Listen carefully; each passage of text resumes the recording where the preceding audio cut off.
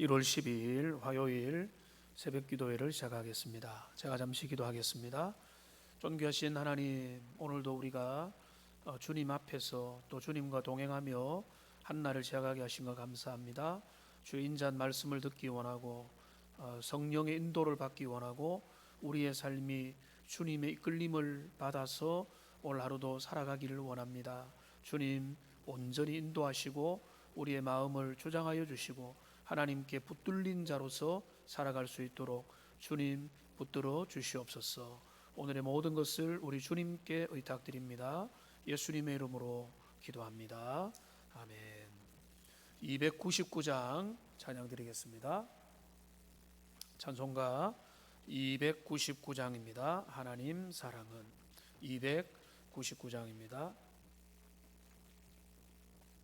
하나님 사랑은 온전한 참사랑 내 맘에 부어 주시사 충만케 하소서. 내 주님 참사랑 햇빛과 같으니 그 사랑 내게 주시사 뜨겁게 하소서. 그 사랑 앞에는 풍파도 그치며 어두운 밤도 환하니 그 힘이 그도다. 하나님 사랑은 온전한 참사랑 내 맘과 영에 채우사 새 힘을 주소서. 아멘. 오늘 우리 주님이 주시는 말씀 누가복음 5장 1절에서 11절까지 말씀입니다. 신약성경 누가복음 5장 1절에서 11절까지 말씀을 우리 한 절씩 읽어야 되는데 제가 읽어드리겠습니다. 1절에서 11절까지입니다. 무리가 몰려와서 하나님의 말씀을 들을새 예수는 게네사렛 호숫가에 서서 호숫가에 배 두 척 있는 것을 보시니 어부들은 배에서 나와서 그 물을 씻는지라. 예수께서 한 배에 오르시니 그 배는 시몬의 배라. 육지에서 조금 떼기를 정하시고 앉아서 배에서 무리를 가르치시더니 말씀을 마치시고 시몬에게 이르시되 깊은 데로 가서 그물을 내려 고기를 잡으라. 시몬이 대답하여 이르되 선생님, 우리들이 밤이 새도록 수고하였으되 잡은 것이 없지만은 말씀에 의지하여 내가 그물을 내리리다 하고 그렇게 하니 고기를 잡은 것이 심히 많아 그물이 찢어지는지라. 이에 다른 배에 있는 동무들에게 손짓하여 와서 도와달라 하나 하니 그들이 와서 두 배 채움에 잠기게 되었더라. 시몬 베드로가 이를 보고 예수의 무릎 아래에 엎드려 이르되 주여 나를 떠나소서 나는 죄인이로소이다 하니 이는 자기 및 자기와 함께 있는 모든 사람이 고기 잡힌 것으로 말미암아 놀라고 세베대 아들로서 시몬의 동업자인 야고보와 요한도 놀랐음이라. 예수께서 시몬에게 이르시되 무서워하지 말라. 이제후로는 내가 사람을 취하리라 하시니 그들이 배들을 육지에 대고 모든 것을 버려두고 예수를 따르니라. 아멘. 오늘 이 말씀을 보시면 하나님의 말씀이 한 사람에게 역사하는 그 모든 내용이 어떻게 진행되는지를 우리가 잘 알게 됩니다. 예수님께서 많은 무리들 앞에 말씀을 가르치셨습니다. 그리고 그 중에 특별히 베드로에게 지명을 하여서 말씀하십니다. 깊은 곳에 가서 그물을 던지라. 베드로가 그 말씀에 순종하여 그물을 밤새도록 허탕을 쳤지만은 순종하여 그물을 던지니 그물이 찢어질 정도로 많은 고기를 잡게 되었습니다. 그 모습 앞에서 베드로는 무너집니다.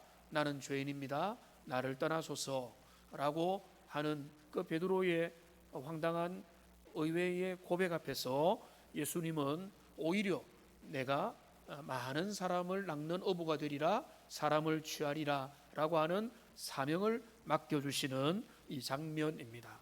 자, 여기에서 우리가 오늘 이 새벽에 몇 가지를 살펴보기를 원하는데, 먼저는요, 우리 주님은 어제나 오늘이나 창세 이후로 지금까지도 말씀하시는 우리 하나님이십니다.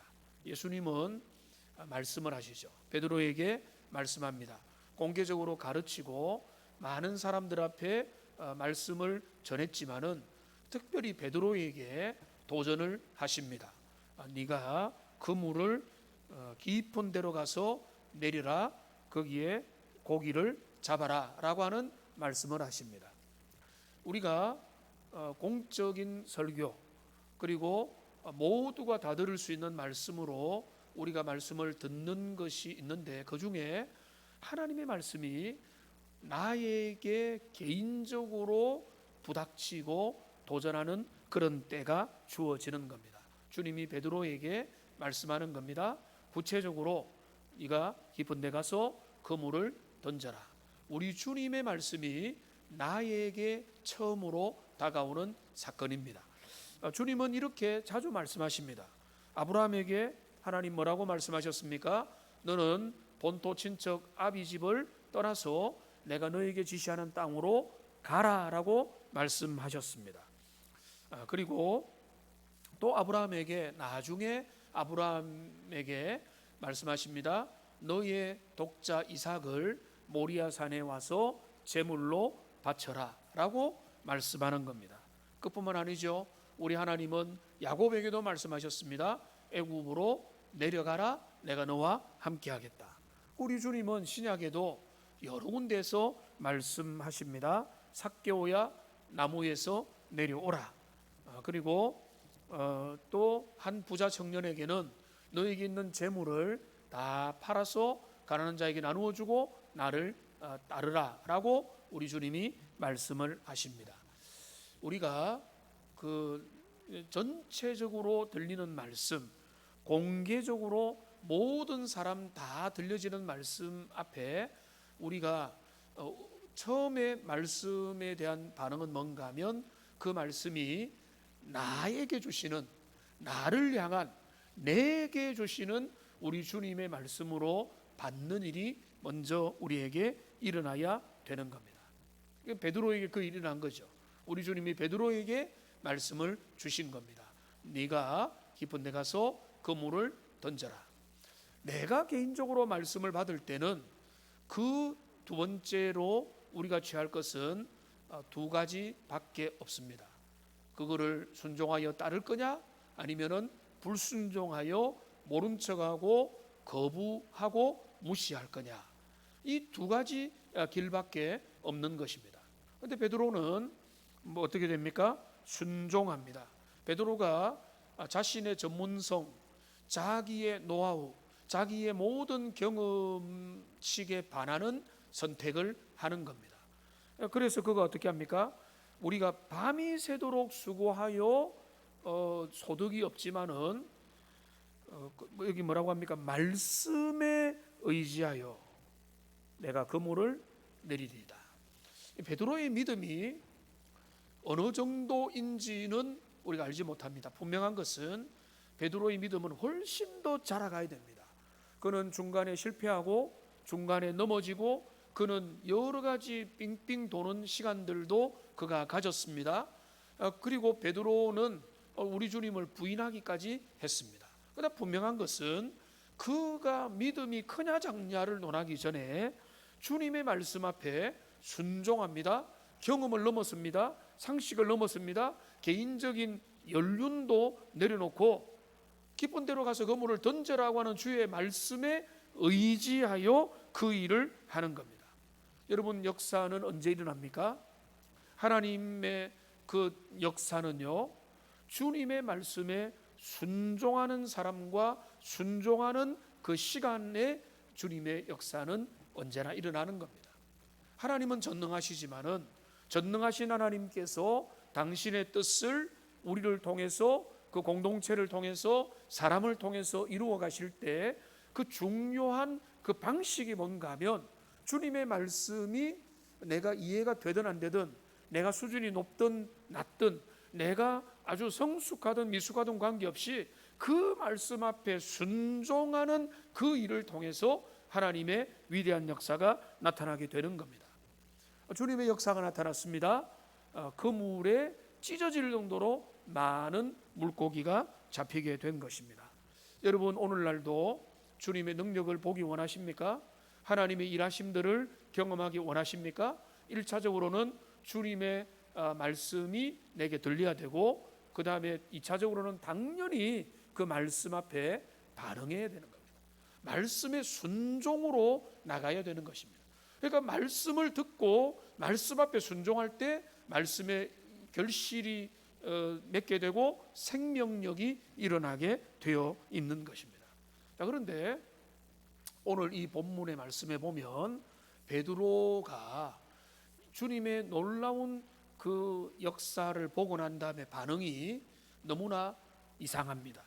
우리가 반응을 하려면 할렐루야, 주님 감사를 드립니다, 찬양합니다, 예배합니다, 감사한금 드리겠습니다, 이렇게 가야 되는데 베드로의 고백이 뭔가 하면 나는 죄인입니다, 주님 나를 떠나십시오, 이렇게 반응을 하는 것입니다. 이게 의외의 반응이지만 이게 말씀 앞에 말씀을 제대로 경험한 자의 정직한 반응이라는 사실을 우리가 기억을 해야 되는 겁니다. 주님의 말씀의 진짜 그 신비와 비밀을 경험한 사람은 전율을 느끼게 됩니다. 왜냐하면 물고기가 많기 때문에 전율을 느끼는 게 아니라 그 물고기를 잡게 하신 주님이 어떤 분이시냐에 대해서 놀라고 담복하고, 그리고 거기에 대해서 내 마음이 이제 확인이 되기 때문에 주님 되심의 그 크기와 나의 죄인됨의 간격이 확인이 되면서 지금 이런 현상이 나타나게 되는 것입니다. 그러니까 주님의 말씀을 깨닫고 말씀을 알아가면 알아갈수록 나와 나의 수준과 하나님의 수준의 큰 격차를 발견하고, 그 가운데서 힘들어하고, 그 가운데서 주님의 앞에서 애통하며 주님 앞에 나가는 것은 모든 신실한 하나님의 사람들에게 보여주는 전형적인 특징이라는 것을 우리가 기억을 해야 되는 겁니다. 그러니까 이게 베드로의 이 모습이 당연한 모습이니까 여기에 대해서 예수님이 뭐라고 반응하십니까? 베드로의 그 모습을 보고 오히려 예수님은 네가 많은 사람을 취하리라 라고 말씀하면서 격려하고 축복하고 사명을 주시는 그런 장면을 우리가 보게 되는 겁니다. 오늘 이 새벽에는요, 우리가 하나님의 말씀이 나에게 어떻게 온전히 임하게 되느냐라고 하는 그 아름다운 모델을 우리가 살펴보게 되었습니다. 아무리 멋지고 아무리 위대한 말씀이 들려도요, 저 말씀이 나와 관계가 없을 때는요, 아무런 운동과 역사가 없는 겁니다. 먼저는 그 말씀이 내게 주시는 말씀으로 다가와야 되고, 그래서 그 말씀을 경청하는 일부터 일어나야 되고, 경청 다음에 일어날 것은 순종의 반응이고, 순종 다음에 일어날 것은 주님이 어떤 분인지를 온전히 깨닫게 되는 것이고, 주님이 어떤 분인지 깨닫게 될 때에 거기에서 나의 연약함과 그분의 지극히 크심을 발견하게 되고, 그리고 거기서 사명을 받게 되고, 거기에서 위대한 주님의 제자의 길들을 향해서 나가게 되는 겁니다. 여러분, 비대면의 시대에 위축되지 마시고 사람들과 많이 못 만나면 오히려 주님과 더 가까이 가십시오. 말씀을 읽을 시간들 확보하기가 훨씬 더 좋아지지 않았습니까?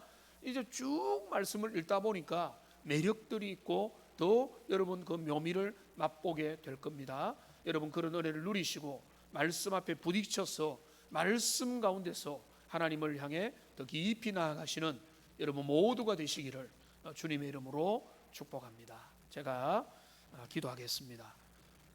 말씀으로 지금도 우리에게 역사하시는 살아계신 하나님 아버지, 오늘 베드로에게 우리 주님 말씀하시고 베드로는 그 말씀 앞에 순종으로 반응하였을 때 위대한 일을 봤을 뿐만 아니라 위대한 일 이면에 하나님 예수님이 어떤 분인지, 그리고 예수님 앞에 순종하여 사명까지 받는 모습까지 우리가 보게 됩니다. 주님, 우리가 이 많은 것들이 들리는 그리고 말씀의 홍수의 시대에 한 절이라도 주의 말씀을 듣게 하시고 경청한 말씀 앞에 순종하게 하시고 순종으로 반응하여 사명을 감당하고 제자의 길을 계속해서 따라가는 하나님의 사람들이 다 되게 하여 주시옵소서. 주신 은혜 붙잡고 오늘도 말씀으로 살기 원하고 또 우리의 일평생을 말씀으로 붙들어 주시옵소서. 예수님의 이름으로 기도합니다. 아멘. 주기도로 예배를 마치겠습니다. 하늘에 계신 우리 아버지여, 이름이 거룩히 여김을 받으시오며 나라가 임하시오며 뜻이 하늘에서 이루어진 것 같이 땅에서도 이루어지이다. 오늘 우리에게 일용할 양식을 주시옵고 우리가 우리에게 죄 지은 자를 사하여 준 것 같이 우리 죄를 사하여 주시옵고 우리를 시험에 들게 하지 마시옵고 다만 악에서 구하시옵소서. 나라와 권세와 영광이 아버지께 영원히 있사옵나이다. 아멘. 오늘도 승리하시는 하루가 되시기를 소망합니다. 샬롬입니다.